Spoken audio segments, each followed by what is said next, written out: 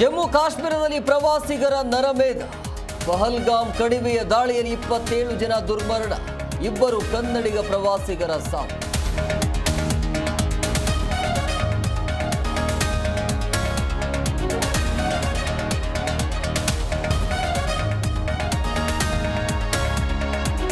ಪಹಲ್ಗಾಮ್ ವ್ಯಾಲಿಯಲ್ಲಿ ಅಮಿತ್ ಶಾ, ಕೇಂದ್ರ ಮಂತ್ರಿಗೆ ಸಿಎಂ ಒಮರ್ ಅಬ್ದುಲ್ಲಾ ಸಾಥ್. ರಾಣಾ ಗಡಿಪಾರಿಗೆ ಎಲ್ಇಟಿ ಸಂಘಟನೆ ಪ್ರತೀಕಾರದ ಶಂಕೆ.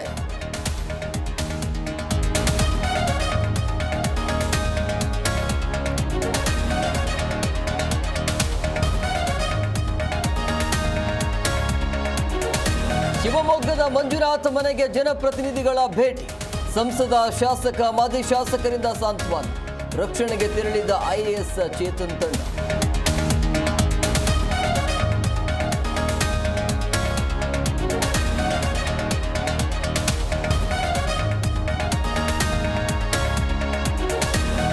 ಆರ್ಆರ್ ನಗರದಲ್ಲಿ ನಿಲ್ಲದ ರಾಜಕೀಯ ಕೆಸರೆರ ಚಾಟ. ಮುನಿರತ್ನ ಏಡ್ಸ್ ಟ್ರ್ಯಾಪ್ ಗಿರಾಕಿ ಎಂದ ಸುರೇಶ್. ಸಚಿವ ಜಮೀರ್ ರಾಮಲಿಂಗಾರೆಡ್ಡಿ ಜೊತೆ ಡಿಕೆಶಿ ಸಭೆ.